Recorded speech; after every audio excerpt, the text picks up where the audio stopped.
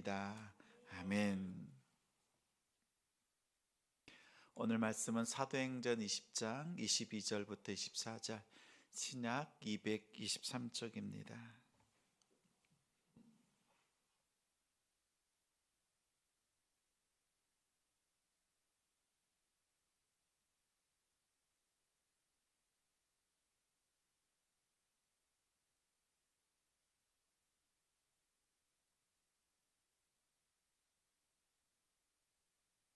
사도행전 20장 22절부터 24절, 신약 223쪽 같이 읽겠습니다. 보라, 이제 나는 성령에 매여 예루살렘으로 가는데 거기서 무슨 일을 당하려는지 알지 못하노라. 오직 성령이 각 성에서 내게 증언하여 결박과 환난이 나를 기다린다 하시나, 내가 달려갈 길과 주 예수께 받은 사명 곧 하나님의 은혜의 복음을 증언하는 일을 마치려 하면은 나의 생명조차 조금도 귀한 것으로 여기지 아니하노라. 아멘. 성령에 매여, 성령에 매여라는 제목으로 말씀 전하겠습니다. 오늘 말씀에는 부제가 있습니다. 주제는 성령에 매여지만 좀 풀어서 부제를 붙인다면 어떻게 성령 충만할 수 있을까? 우리 고민이지요. 어떻게 하면 성령 충만할 수 있을까? 이 부제를 가지고 말씀을 전합니다. 술 먹어보셨어요? 네, 라는 대답이 나왔습니다. 예수님 믿기 전에 술 먹지요. 예수님 믿으면서도 한 모금씩. 술 먹는 것 때문에 지옥 가고 천국 가는 것 아닙니다. 예수 믿지 않으면 지옥 가고 예수 믿으면 천국 갑니다. 그럼에도 우리가 술을 자제하는 것이 아니라 끊어야 될 이유들은 우리의 삶의 신앙의 규칙 중에 있지요. 술을 먹으면 어떻게 되죠? 몸이 뜨거워집니다. 술 기운이 돕니다. 말이 많아집니다. 그리고 혀가 꼬이지요. 목소리 톤은 또 높아집니다. 횡설수설하고 몸을 가누지를 못합니다. 나중에는 자신이 무슨 말을 했는지, 어떤 행동을 했는지 기억하지를 못합니다. 이런 현상을 가지고 필름이 끊겼다, 이런 말을 하지요. 술을 먹지 않아도 근처에서 술을 먹는 사람들을 보면 이러한 모습을 발견할 수가 있습니다. 처음에는 내가 술을 마십니다. 시간이 가고 가면 나중에는요, 술이 사람을 마시고 맙니다. 그만큼 술의 영향력이 크다는 것입니다. 이 술의 영향력에 대해서 잘 알고 있었던 사도 바울은 에베소서 5장 18절에 이렇게 말씀하지요. 술 취하지 말라. 이것은 방탕한 것이니 오직 성령의 충만함을 받으라. 이렇게 말하고 있습니다. 이 말은 무슨 뜻이에요? 필름 끊길 때까지는 마시지 말고 적당히 마시라, 이런 말이 아니라는 것쯤은 우리는 압니다. 바울이 강조하는 것이 있어요. 술에 강조점을 두고 있을까요? 취하지 말라는 것에 강조점을 둘까요? 다시 말하면 술만 취하지 않으면 됩니까? 세상에 취할 만한 것, 누릴 만한 것 많지요.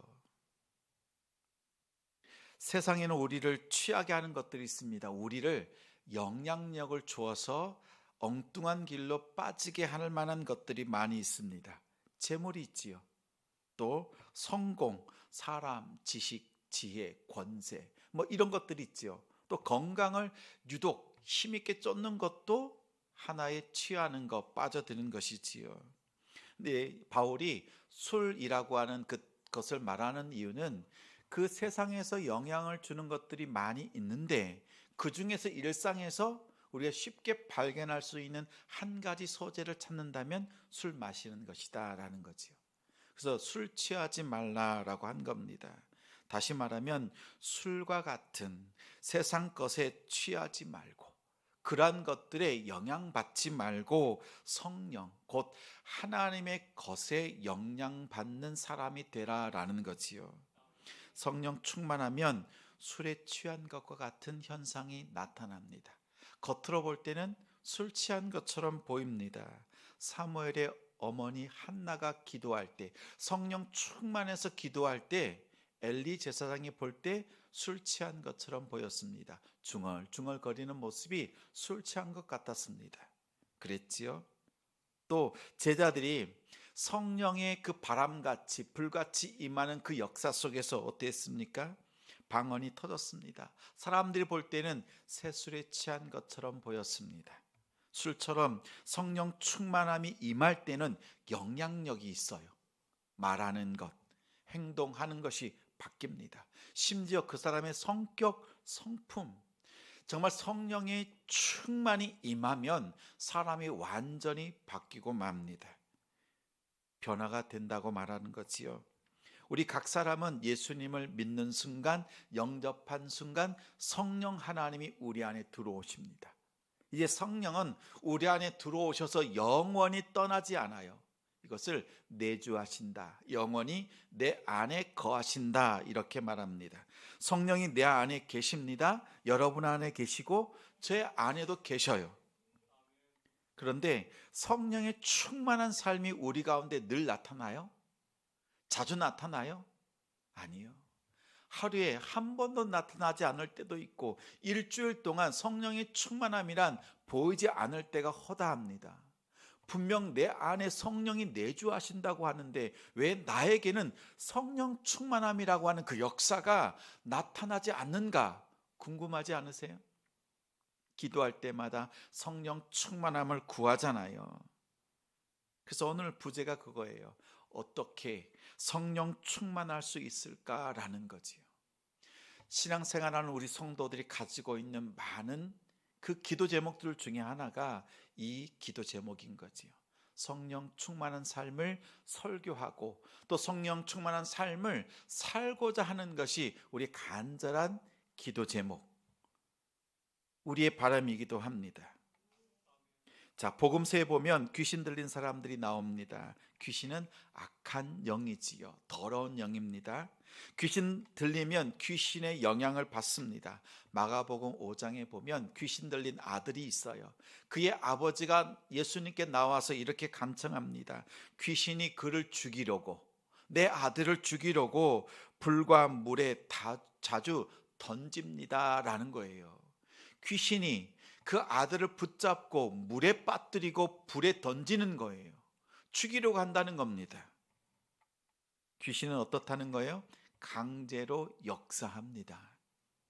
불에 던지고 물에 빠뜨립니다. 악한 영에 사로잡히면, 다시 말하면 즉각적으로 귀신 들린 그 증상과 그 결과가 나타난다는 거예요. 악한 영에 사로잡히면 즉각적으로 그 증상이 나타납니다. 그런데 우리는 선한 하나님의 영에 사로잡혀 있잖아요. 하나님의 성령이 있잖아요. 그러면 어떻게 돼야 돼요? 즉각적으로 선한 영에 붙잡힌 그 삶의 모습이 나타나야 되죠. 근데 왜 안 나타나요? 왜 안 나타납니까?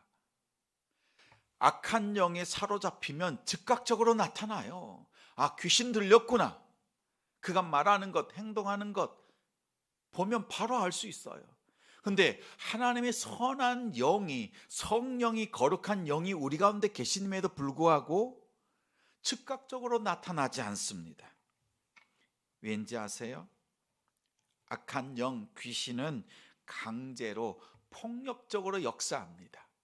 우리의 뜻과 상관없이 악한 영의 자신의 뜻으로 우리를 사로잡고 우리를 조종하고 움직입니다. 강제로 폭력적으로 우리를 조종하는 거예요. 그러나 성령 하나님의 영은 우리를 인격적으로 다루십니다. 인격적으로 만나주시는 분이기 때문에 우리를 함부로 이렇게 흔들지 않습니다. 사무엘상 3장에 보면 하나님께서 계속해서 사무엘을 부르십니다. 처음에는 엘리 제사장이 부른 줄 알았어요. 그러나 하나님의 음성을 깨닫지 못했던 그때에 사무엘이 하나님의 음성이 들릴 때 이렇게 고백합니다. 말씀하옵소서, 주의 종이 듣겠나이다. 하나님의 말씀이 들려질 때 부르시는 음성 앞에서 깨달을 때까지 주님은 기다리시면서 부르시면서 기다리시는 거예요. 하나님께서 우리의 삶 속에서 말씀합니다. 부르세요. 또 들려주시고 호출하십니다. 근데 우리가 깨닫지 못하는 것뿐이에요. 주님이 늘 우리 가운데 곁에 계세요. 근데 우리가 깨달을 때까지 주님은 끊임없이 부르시고 계시다는 사실을 기억하시기 바랍니다. 이사야서 6장에 보면 하나님이 이사야를 부릅니다. 내가 누구를 보내며 우리를 위해서 누가 갈꼬, 이렇게 말씀하시는 거예요. 그랬더니 이사야가 말씀합니다. 내가 여기 있나이다. 나를 보내소서. 하나님이 이사야야 네가 가라 하와이처럼 하나님께서 네가 가라 이렇게 말씀하지 않으세요. 나의 이 말을 전해줄 자가 어디 있느냐. 하나님이 탄식하시면서 우리를 위하여서 일할 자가 누가 있느냐라고 말씀하는 것뿐이에요. 그러자 이사야가 스스로 인격적으로 부르시는 그 부르심 앞에서 자신의 삶을 다하여 인격적으로 반응하는 겁니다. 하나님의 인격적인 부르심 앞에 우리도 인격적으로 반응하고 응답하며 나아가야 합니다. 만약 우리가 하나님의 부르심 앞에 응답하지 않는다면, 깨닫지 못한다면 성령은 우리 안에서 탄식하시면서 기다리신다고 말씀합니다. 하나님께서 우리에게 감동 주실 때 우리가 그 감동, 그 은혜 속에 들어가지 않는다면 성령은 탄식하신다. 보십시오. 성령은 우리를 인격적으로 만나주시고 우리를 인도해 주십니다. 우리를 강권하신다라고 할 때 우리를 꽉 잡아서 막 흔들어 주시는 분이 아니세요. 흔들어 대시는 분이 아닙니다. 휘두르시는 분이 아니세요. 인격적으로 만나주시고 그 인격 속에서 하나님의 그 부르심에 응답하는 자들을 하나님께서 쓰신다는 겁니다. 오늘 사도 바울은 하나님께서 자신을 인격적으로 부르셨고 또 하나님께서 인격적인 그 길로 인도하고 계시다는 것을 알았어요. 깨달았어요. 그래서 자신이 응답하는 겁니다. 오늘 22절 말씀 같이 읽겠습니다. 함께 읽어요. 시작. 보라, 이제 나는 성령에 매여 예루살렘으로 가는데 거기서 무슨 일을 당하려는지 알지 못하노라. 오늘 말씀해 보니까 성령이 나에게 나타나셔서 사도 바울아, 너는 예루살렘으로 가라 이렇게 말씀하지 않았어요. 그러나 바울은 알아요. 성령께서 나로 하여금 이 선교 여행을 마치고 이제 예루살렘으로 가기를 원하신다라는 것을 알고 고백하는 거예요. 그래서 주어가 뭐예요? 나는, 이렇게 말해요. 나는 성령에 매였다라는 거지요. 성령께서 내게 원하시는 것이 무엇인지를 알고 그것에 내 마음과 내 시간과 물질과 삶을 더한다. 성령의 인도하심 가운데 내가 나아간다라는 거지요. 공부해야 되는 것 알아요, 몰라요? 알아요, 몰라요? 잘 압니다. 잘 알아요. 운동해야 된다는 거 알아요, 몰라요? 압니다. 일 잘 해야 된다는 것 알아요, 몰라요? 알아요. 근데 대부분의 시간을 TV 보고 유튜브 보고 게임하고 커피 마시는데 시간과 물질을 허비합니다. 여러분 오늘 하루 어떻게 보내셨어요? 혹시 이러한 모습은 아니었죠? 근데 우리 마음이 좀 뜨끔하지요. 알기는 압니다. 해야 될 것을 잘 압니다. 그런데도 정작 안 해요. 그런데 이렇게 생각하지요. 마음으로는 그것을 사모하는 거죠.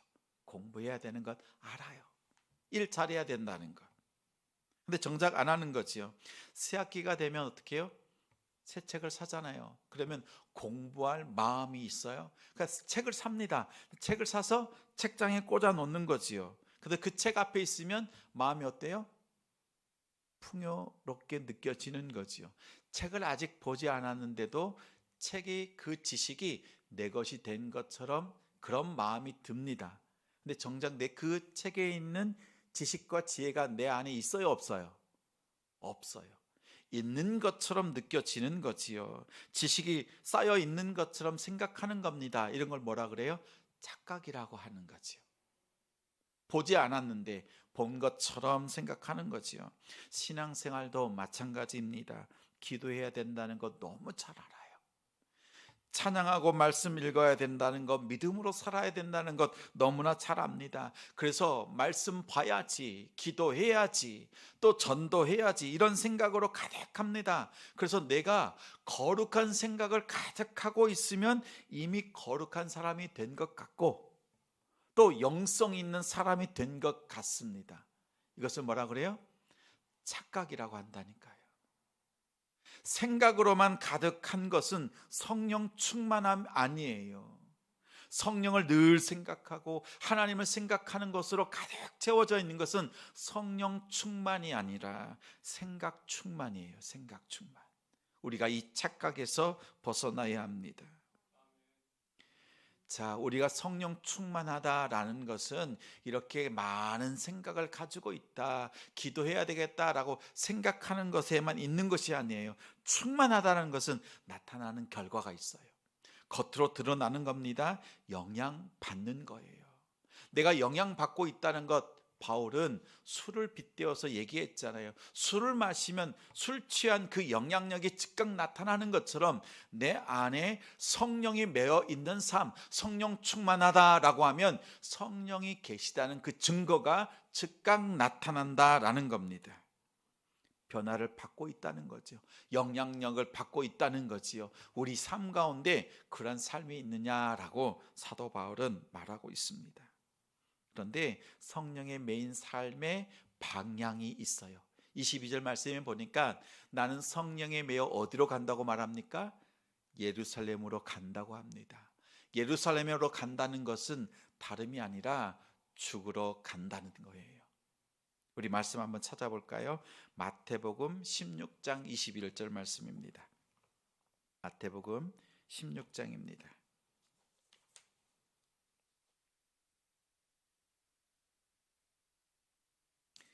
16장 21절 말씀. 신약 27쪽입니다.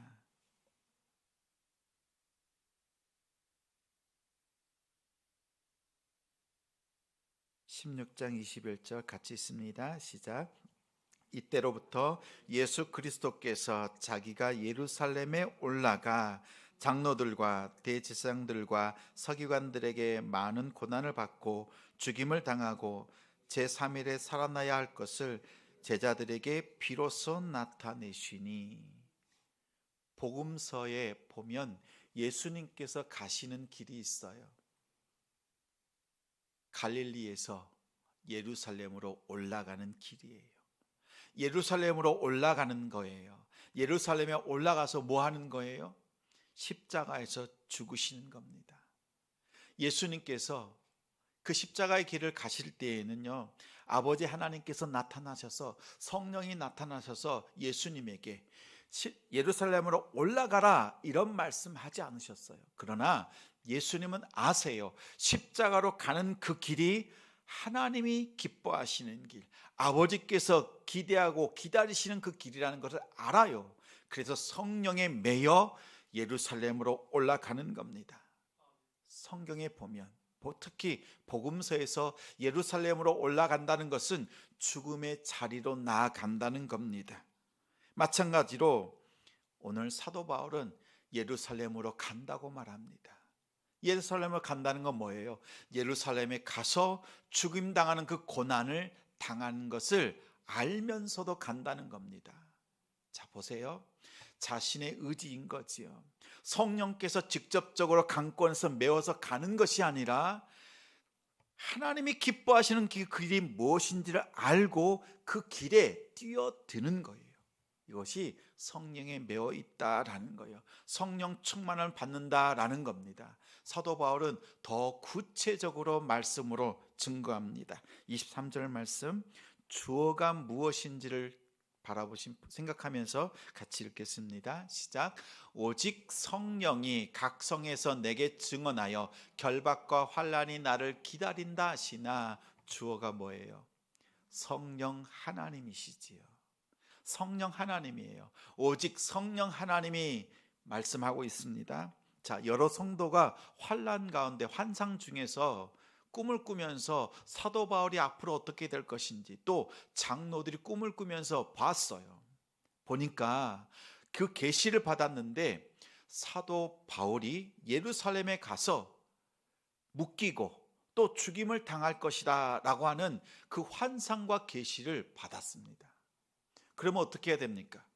성령께서 나타나셔서 앞으로 되어질 일, 그 환난과 고난을 보여주셨다는 거죠. 그럼 어떻게 해야 돼요? 그 고난과 환난이 있으니까 어떻게 해요? 또 미리 알려주셨으니까 피하면 되겠지요. 그런데 사도 바울은 그렇게 생각하지 않아요. 이 길은 성령 하나님께서 나로 하여금 인도하시는 길이다 라는 것을 품고 알고 그 길을 갑니다. 예루살렘으로 가는 그 길을 갑니다. 아버지 하나님께서 기뻐하시는 그 길을 걸으셨던 예수님처럼 사도 바울도 예루살렘으로 올라갑니다.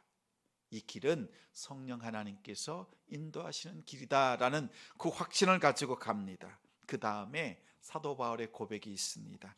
24절에 주어 주목해서 보면서 함께 읽겠습니다. 내가 달려갈 길과 주 예수께 받은 사명 곧 하나님의 은혜의 복음을 증언하는 일을 마치려 하면은 나의 생명조차 조금도 귀한 것으로 여기지 아니하노라. 주어가 뭐지요? 내가예요. 사도 바울이에요. 사도 바울이 이제는 달려간다라고 말합니다. 감나무에서 감이 떨어질 때까지 입 벌리고 있는 사람은 어리석은 사람이지요. 이미 익은 감 따서 먹으면 됩니다. 많은 사람들이 이렇게 생각해요. 성도들이 이렇게 생각합니다. 성령이 나를 압도해서 나를 휘어잡아서 강한 권세와 능력을 주셔서 그 강한 힘으로 나를 이끌어 가시면 좋겠다 이렇게 생각해요.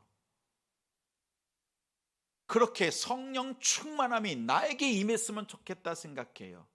이렇게 기다리는 사람은요, 감이 떨어지기를 기다리는 성도예요. 아니에요. 사도 바울은 말합니다. 지금 내가 그런 평안한 길이 있고 성령이 가시는 그 길이 있는데 성령의 그 길과 그 은혜와 능력이, 그 권세가 나에게 입혀지기를 기다리는 것이 아니라 성령의 역사가 있는 그곳에 내가 들어가는 거예요. 은혜가 내가 입혀지기를 기다리는 것이 아니라 내가 은혜가 있는 곳으로 나아가는 겁니다. 이것이 성령 충만함을 받는 길이에요. 우리가 그동안 성령 충만함을 경험하지 못한 이유는 뭐냐면 충만함이 임하기를 기다리는 거였어요. 사도 바울은 나는 성령에 매여서 성령이 가는 그 길에, 하나님이 기뻐하시는 그 길에 내가 달려갑니다 라는 거예요. 그러면 성령 충만함의 역사가 나타날 수밖에 없습니다. 성령이 계신 자리로 내가 적극적으로 순종해서 들어가는 거예요. 그럴 때 성령의 매임 받는 겁니다. 들어가지 않고 바깥에서 나를 그 능력 속에서 붙잡아 주길 바란다는 것은 어리석은 기다림입니다. 바울은 말합니다. 성령이 역사하는 현장 속으로 내가 나를 던집니다. 성령에 매여 있습니다. 성령 충만합니다 라는 그 고백을 하고 있는 겁니다. 여러분 기억하십시오. 성령 하나님으로 시작하십시오. 23절 말씀이 그거예요. 성령 하나님이 시작하신 그 길에 내가 순종함으로 같이 동참합니다 라는 거지요. 모든 사역들이 성령으로 시작하고 나의 순종으로 매듭 지을 수 있는 우리 성도들 되길 바랍니다. 기도 잘하는 성도가 있습니다. 기도를 잘하는 성도는 줄줄줄 쉬지 않고 기도 제목이 끊어지지 않고 기도하는 성도, 잘하는 성도지요. 근데 정말 잘하는 성도가 있어요. 하나님께요, 기도를 시작할 때는 하나님이 해주세요. 하나님이 도와주십시오. 하나님이 채워주십시오. 그렇게 하나님 앞에 전심으로 기도하는 겁니다. 근데 하나님으로 시작했다가요, 하나님께 다 기도 제목을 올려드리고 난 뒤에 이렇게 기도하는 겁니다. 나의 필요한 것들을 하나님 앞에 다 구하고 난 뒤에 이제 하나님, 이제 내가 무엇 하기를 원하십니까? 라고 묻고 기도하는 거예요.